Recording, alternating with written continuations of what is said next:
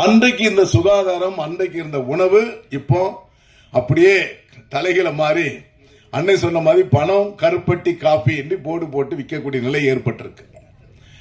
அதுல பாட்டுல பல வரிகளை நாங்க ரசிச்சிருக்கோம். ஆனா ஒரு வரியில எங்க பேரரசு கவி பேரரசு எழுதுறாங்க, பனை வெள்ளம் வியாபாரிகள் ஒரு கலப்படம் ஏற்படுகிறது சொல்றாங்க. அந்த வரியில ஒரு இடம் இருக்கிறது. ஆனால் வியாபாரிகள் கலப்படம் செய்வதல்ல, அதற்கு நீங்க சட்டமே இருக்கு. நீங்க அண்ணன் சொல்ல நீங்களாம் முடிவெடுக்கணும். எண்ணெய் கலப்படம் இல்லாத எண்ணெய் யாராவது சாப்பிடுறீங்களா? இப்போ யாராவது வந்திருக்கிறவங்க கலப்படம் இல்லாத எண்ணெய் யாராவது சாப்பிடுறீங்களா? ஒரு முறை ஒரு ஊடகத்தினுடைய செய்தியாளர் என்னுடைய கேள்வி கேட்கிறாங்க, ரஷ்யாவில் போர் இருக்கு, பாம் ஆயிலும் சன்ஃபிளவர் ஆயிலும் விலை கூடி இருக்கு, ஏன் தேங்காய் எண்ணெய் விலை கூடுதுன்னு கேட்டாங்க. நான் ஒரே பதில் சொன்னேன், பாம் ஆயில் விலை கூடினால் தேங்காய் எண்ணெய் விலை கூடும், கடல் எண்ணெய் விலையும் கூடின்னு சொன்னேன். அப்படி என்ன அர்த்தம்? பாம் ஆயில கலந்தாதான் தேங்காய் எண்ணெய், பாம் ஆயில கலந்தாதான் கடல் எண்ணெய். சட்டம் சொல்லுதுங்க, இனிப்போட இணைப்பை கலந்து கொள்ளலாம். அதனாலதான் நாங்கெல்லாம் பணம் எல்லாம் சாப்பிடுறதுக்கு இப்ப உண்மையிலே நாங்கெல்லாம் சென்னையில ஊர்ல பணம் எல்லாம் வாங்கினா கரெக்டா ஒரு ஆள்கிட்ட சொல்லி 1 கிலோ 320 ரூபா கொடுத்து வாங்குறோம். எவ்வளவு? ஆனா நம்ம ஆட்கள் என்ன செய்யறாங்கன்னா பனவெல்லம் 160 ரூபாய் போட்டு விற்பான். அது பனை வெல்லம் அல்ல, சர்க்கரையோடு கலந்துதான் பனவெல்லம். சில ஊர்களில் பாத்தீங்கன்னா தேன்கூடு, தேன் எல்லாம் சுத்தமா இருக்கும்னு நினைப்பான். ஆனா தேன்கூடு வளர்க்கிறவங்க வீட்டுல சர்க்கரை மூடை இருக்கும். பாத்திருக்கீங்களா நீங்க? சர்க்கரை மூடை கொட்டி வச்சிருவாங்க. அந்த எடுத்து தேன் எடுத்து விரைவாக தேன் தரும். அது உடம்புக்கு உகந்ததில்ல. எங்க ஊர்ல எல்லாம் நாட்டு உடன்னு இருக்கும். நாட்டு உடை, அதுல உடமணின்னு இருக்கும். அந்த நாட்டு தழுவையும் உடமணியையும் நம்ம ஆடு சாப்பிடும், வெள்ளாடு. அந்த வெள்ளாட்டு இறைச்சி நம்ம சாப்பிடுவோம். இன்னைக்கு சாப்பிட்டீங்கன்னா நாளை வரை அந்த வாசம் கையில் இருக்கும். இப்ப இருக்கா? இருக்க.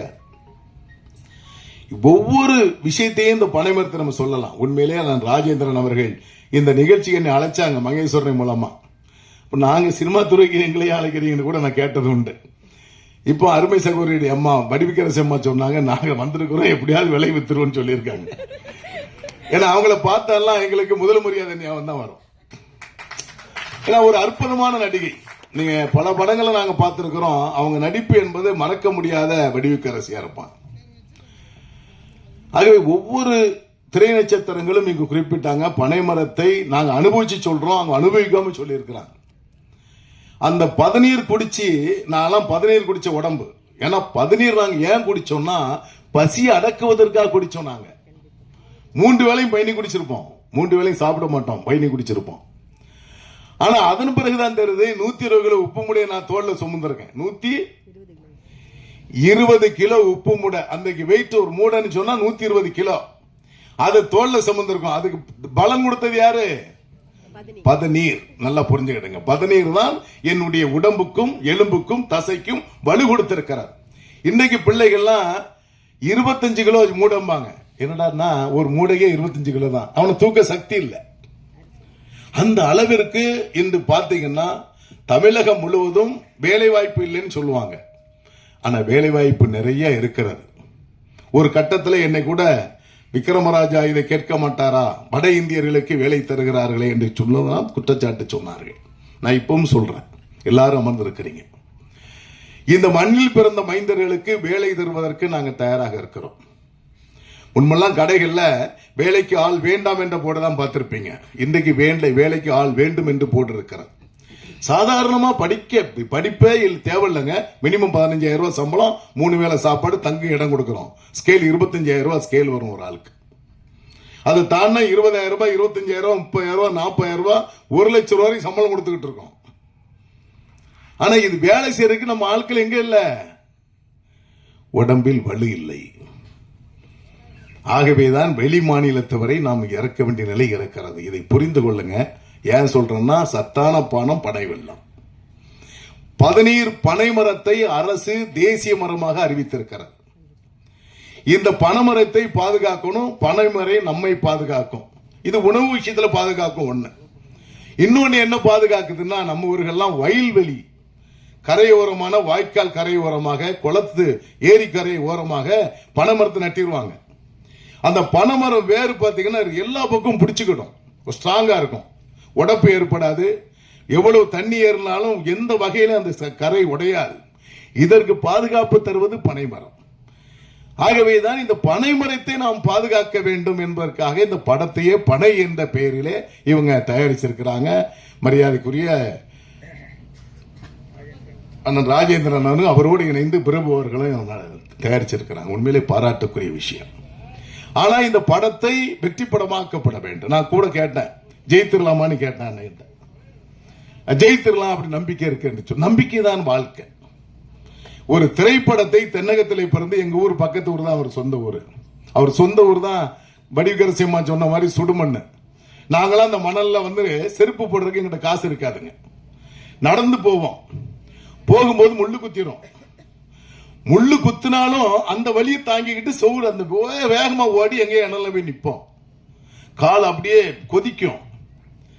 ஆனா அன்று நாங்கள் ஓடியது ஒருவேளை உணவுக்காக ஓடினோம், சுடுமண்ல. இன்று அந்த சுடுமண்ணையும் பனையும் பாதுகாக்க வேண்டும் என்பது ராஜேந்திரனுடைய நோக்கத்தோடு ஒரு பனை என்ற பெயரிலே படத்தை எடுத்திருக்காங்க. ஏன்னா திரைப்படம் மூலமா வந்துச்சுன்னா மக்கள் மத்தியில வேகமா போய் சேரும். அதைதான் இங்கு மரியாதைக்குரிய கவி பேரரசருடைய ஒவ்வொரு வரிகளை இங்க சொன்னாங்க. ஊமை ஒளிகளுடைய அண்ணன் அரவிந்த் அவர்கள் சொன்னாங்க, அழகா சொன்னாங்க. நான் கூட இன்னைக்கு தான் படத்துல பாட்டுல இவ்வளவு அர்த்தம் இருக்கான்னு இப்பதான் எங்களுக்கே தெரியுது. ஒவ்வொரு பாட்டையும் ரசிச்சு கேட்கும் போதும் இவங்க அர்த்தங்களை புரிஞ்சுக்கிட்ட போதும் நமக்கு புரிகிறது. இது போன்றுதான் பனைமரத்தை நீங்கள் எல்லோரும் பாதுகாக்கப்பட வேண்டும். அந்த பனைமரத்தில் துரும்பில் இருந்து ஒரு பொருள் கூட வீணாகுவது இல்லை. அனைத்து பொருளுமே பயனுள்ளது பனைமரம். நாங்கெல்லாம் சொல்லுவோம், எங்க அப்பா சொல்லுவாங்க சின்ன வயசுல, அந்த பனைமரத்தினுடைய வரக்கூடிய பதநீர் என்பது பத்திரகாளி அம்மனுடைய பால் என்று சொல்லுவார்கள். ஆமா, பத்திரகாளி அம்மனுடைய பால் அது என்று சொல்லுவார்கள். இப்படிதான் எங்க குடும்பத்தில் எல்லாம் அந்த பதநீர்களை நாங்க அப்படி வணங்கி நாங்கெல்லாம் சாப்பிட்டு உடம்பு வளர்த்திருக்கிறோம். ஆனால் இன்று பனை வெள்ளத்தை கலப்படம் இல்லாம வாங்க வேண்டும் என்று சொன்னா நாங்க தேடி அலைஞ்சுக்கிட்டு இருக்கோம். எங்க ஊர்ல உண்மை நிலைமைதான். எங்க எட்வெட் எங்களோட வந்திருந்தார். எப்படியாவது ஒரு தேடி நான் சொல்லி, அப்பா ஒரிஜினலா கொடுத்துருங்கப்பா, கிலோ 320 ரூபாய் வாங்கிக்க. ஆனா நீங்க மக்கள் புரிந்து கொள்ள வேண்டும். இந்த மேடையில ஒரே ஒரு வரியை சொல்லி நிறைவு செய்யறேன். ஆனா இந்த மேடை அதுக்கு இல்ல, இருந்தாலும் ஊடக நண்பர் நிறைய பேர் இருக்கிறீங்க. என்றைக்கு சன்ஃபிளவர் ஆயில் நம்மகிட்ட வந்துச்சோ, என்றைக்கு பாமாயில் இறக்குமதி நம்ம செய்யப்பட்டமோ, அதன் பிறகு தமிழகத்தினுடைய பெண்களுடைய நடை என்னாச்சுமா மாறிடுச்சுல. எந்த சகோதரியாவது நல்ல சகோதர ஸ்ட்ரைட்டா நடக்கிறாங்களா பாத்தீங்கன்னா முடியல. முட்டுக்கால் போச்சு, இடுப்பு போச்சுன்றீங்க. இதுக்கு என்ன காரணம்னா, நீங்க விலை குறைச்சலா வாங்கக்கூடிய பாமாயிலும் சன்ஃபிளவர் ஆயில் தான் அது காரணம். சுத்தமான நம்ம மண்ணில் விளைந்த கடல் எண்ணெயும் எள்ளில் விளைந்த நல்லெண்ணெயும் தேங்காய் எண்ணெய் சாப்பிட்டீங்கன்னா உங்களுக்கு நோயே வந்திருக்காது. மருத்துவர்கள் தான் நம்ம எல்லாம் பயங்காட்டி அந்த எண்ணெய் விட்டு வேற எண்ணெய்க்கு போங்கடான்னு சொல்லிட்டாங்க. ஏன்னா அவங்களுக்கு ஃபைல் கூடும். ஏன்னா ஒவ்வொரு பேஷண்ட்டுக்கு போய்கிட்டே இருக்கும், ஃபைல் கூடிக்கிட்டே இருக்கு. ஆனா இதை நீங்கள் மீண்டும் மாற்ற வேண்டும். மாண்புமிகு தமிழக முதலமைச்சரிடத்திலே நாங்கள் கோரிக்கை வைத்திருக்கிறோம். தேங்காய் எண்ணெய், கடல் எண்ணெயை நீங்க ரேஷன் மூலமாக என்ன செய்யணும், விற்பனை செய்ய வேண்டும் என்ற கோரிக்கையை வலியுறுத்தி இருக்கிறோம். இந்த நிலைமை வந்துச்சுன்னா உள்ளூர்ல விவசாயிகளுக்கு பலம் வரும், வேலை வாய்ப்பு கிடைக்கும். நம்ம தேங்காய் மரத்தை வைத்திருப்பவர்களுக்கு விலை இல்லைன்னு சொல்லிக்கிட்டு இருக்காங்க, அதற்கு விலை கிடைக்கும். விவசாயம் செய்கின்ற பொருள்களுக்கு விலை கொடுத்து வாங்குவதை யாரும் 10 ரூபா கூட்டி இருக்கும். தக்காளி கூடிடுச்சுன்னா ஐயோ அம்மாம்பாங்க, வெங்காயம் கூடிச்சுன்னா உலகமே போச்சும்பாங்க. நான் என்ன சொல்றேன், நகவலை கூடிச்சுன்னா யாராவது அப்படி சொல்றீங்களா? வருஷத்துக்கு ஒருக்கா அங்க கூட்டத்தை பாத்தீங்கன்னா திருவிழா மாதிரி கூட்டம் இருக்கு. ஆனா நம்ம மக்கள் என்ன செய்வாங்கன்னா, சாலை ஓரமா விற்கிற பூ வியாபாரிகிட்ட போய், பெரிய பசை உள்ளவங்களா இருப்பாங்க, ஒரு ஆடி கார்ல போய் இறங்குவாங்க. எவ்வளவுமா ஒரு முழம் பூன்னு கேட்டா, அக்கா 3 ரூபாம்பாங்க. 1.5 ரூபாய்க்கு தாரியா? நான் சொல்லுவேன், அதெல்லாம் பேரம் பேசாதுங்க. கீரைக்காரங்க கிட்டையும் நொங்குக்காரங்க கிட்டையும் தேநீர் விற்பவர்களும் படம் விற்பவர்கிட்ட தயவு செய்து பேரம் பேசாதீர்கள். உனக்காக வெயிலிலே காத்து கிடந்து சாலை ஓரமாக உட்கார்ந்து உன்னுடைய எண்ணத்தையும் தேவைகளையும் பூர்த்தி செய்கின்ற சாமானிய வணிகன், அவனை போய் நீ பேரம் பேசாதி கொச்சைப்படுத்தாரு சொல்றான். மரியாதைக்குரிய கவி பேரரசு ஐயா அவர்கள் கடந்த மே 5 மாநில மாநாடு மதுரையிலே பல லட்சம் மணிகளை திரட்டி நாங்கள் ஒரு மாநாடு நடத்தினோம். கவிப்பேரரசு அவர்களை நாங்கள் பிபி மணி அவர்கள் எல்லாம் சென்று அழைத்த பொழுது என் முகத்தோடு வருவேன் என்று சொன்னார்கள். வந்தாங்க. எங்க ஆளுக்கெல்லாம் ஒரு சந்தேகம், தலைவர் கவிப்பேரரசு அழைச்சிருக்கார, அழைப்பதை பார்த்த உடனே எல்லாம் பேசுறாங்க, இவங்களுக்கும் வணிகருக்கும் என்ன சம்பந்தம்னு சொன்னாங்க. ஆனால் அவர் எங்களை வைத்து மேடையிலேயே பேசிய பேச்சு இருக்கு பாருங்க. இன்றைக்கு கூட ஒரு தொலைக்காட்சியிலே நான் பேட்டி கொடுத்தேன் 12 மணிக்கு. அதுல அவருடைய பேச்சை உச்சத்தில் சொன்ன ஒரு வரி சொன்னார், கொரோனா காலத்திலே ஆன்லைன் வர்த்தகம் உங்களுக்கு பொருள் தரவில்லை. கார்பரேட் கம்பெனிகள் நீங்க பாத்தீங்கன்னா டிமார்டினா இருக்கட்டும், லூல்மாலா இருக்கட்டும், ரிலையன்ஸா இருக்கட்டும், அம்பானியா இருக்கட்டும், அதானியாக இருக்கட்டும், அவர்கள் உங்களுக்கு பொருள் தரவில்லை. சாமானிய வணிகன், உங்கள் ஊரிலே வணிகம் செய்கின்ற வணிகன் தான் கொரோனா காலத்திலே உங்களுக்கு பொருளை கொடுத்து உயிரை காப்பாற்றினான். அவன் வெறும் பொருளை மட்டும் விற்பனை செய்யவில்லை, பாசத்தையும் சேர்த்து தந்தான். அவன் தான் கையை இப்படி தட்டிட்டார், இப்படி தட்டிக்கிட்டு சொன்னார், அவன் தான் என் சித்தப்பன் மைத்துனர் உன் வியாபாரி என்று சொன்ன பெருமையை தந்தார்கள். இப்ப மாநாடு முடிந்த பிறகு எங்க ஆளுங்களாம் சொல்றாங்க, சரியா உள்ள ஆளை செலக்ட் பண்ணிட்டீங்க தலைவா. ஆமா, நான் அந்த மேடையில கவிப்பேரரசு ஹைலைட் நம்ம வந்தது பெரிய சிறப்புன்னு சொன்னாங்க. வணிகம் என்பது திரை வணிகமாக இருந்தாலும் சரி, பொருளை வாங்கி விற்பவர்களாக சரி, ஜெயிக்கணும். வெளிநாடு நான் காலையில கூட ஒரு நண்பர் என்னோட உடற்பயிற்சி செய்கின்ற டைரக்டர் பேசினேன். நிறைய கேரளா மொழி படம், தெலுங்கு படம் தான் நிறைய வந்துகிட்டு, நம்ம படமே வரலன்னு சொன்னேன். சில நேரங்கள் அப்படி வராதுன்னு சொன்னாங்க. பேரரசன் அப்படி கேட்டேன்.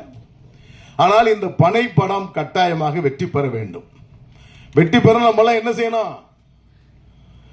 எல்லா சினிமாவும் போய் வீட்டில் பார்த்துருவோம். ஆனா இதை தியேட்டர்ல போய் பார்க்கணும். நீங்க வீட்டில் பார்க்கறதுக்கு முன்னாடி தியேட்டர்ல போய் பார்க்கணும். உங்க நண்பர்களை அழைச்சிட்டு போகணும். தமிழ்நாடு வணிக சங்க பேரமைப்பும் இந்த படம் வெற்றி பெறுவதற்கு உறுதுணையாக இருக்கும், பயணம் தரும் என்பதை சொல்லி இந்த நிகழ்ச்சியில் எங்களையும் அழைத்து கௌரவப்படுத்திய ராஜேந்திரன், இந்த படக்குழுவினர் டீம் ஒர்க், இது எல்லாமே ஒரு எடிட்டிங், இசை டீம் ஒர்க், ஒரு டீம் ஒர்க் தான் ஜெயிக்கும். நல்ல டீம் அமைஞ்சிருக்கிறாங்க. நடிகையிலிருந்து நடிகர் வரை இல்முகத்தோடு அற்புதமா டீம் அமைஞ்சிருக்கிறாங்க. இந்த டீம் எடுத்த முயற்சி கட்டாயமாக வெற்றி பெறும். எல்லா வல்ல இறைவன் இதுக்கு துணை இருப்பார். உங்களுக்கு தமிழ்நாடு வணிக சங்க பேரமைப்பும் துணை இருக்கும் என்பதை சொல்லி நான் வாய்ப்புக்கு நன்றி கூறி அமைகிறேன். நன்றி, வணக்கம்.